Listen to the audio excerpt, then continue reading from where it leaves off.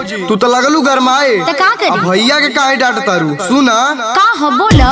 ऐसे ना हमारा से रुसाए मोर बड़की भौजी। अच्छा। ऐसे ना हमारा से रुसाए मोर बड़की भौजी। तनिका साले तू लगावा यही होलिया में।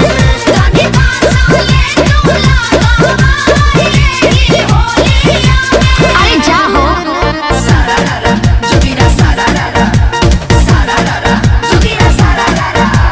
हो जाई बंजर बतार बिना चोली, बतार बिना चोली।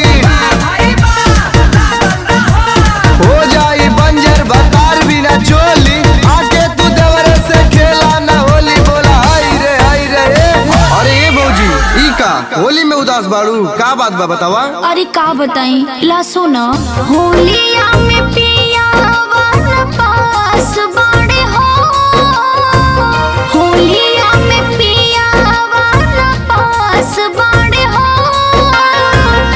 चुलिया हमार उपवास बड़े हो। आज के दिन बड़ा खास बड़े हो। आज के दिन बड़ा खास बड़े हो। चुलिया हमार उपवास बड़े हो।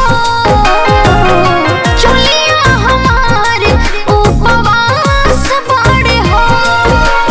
अरे भौजी बस इतने से बात। अच्छा सुना, उनका कमी के हम पूरा करब हो। उनका कमी के हम पूरा करब हो। कहा करी भैया जे चल गईले अरब हो। कहा करी भैया जे चल गईले अरब हो। अरे का करें कुल बेकारे नो बा। अरे ना भौजी इतना काहे उदास बाड़ू? हमनी के बानी जाना। अरे तू लोग का जनबा कि हमार का दर्द बा।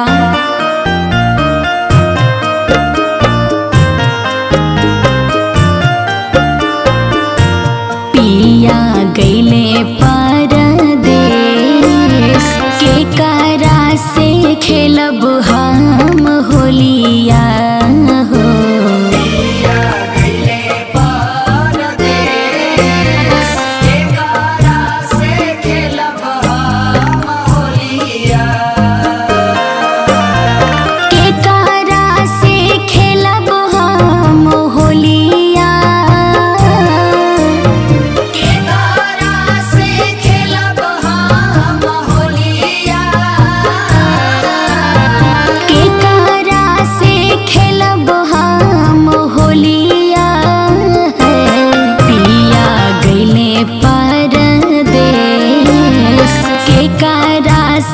खेलब हा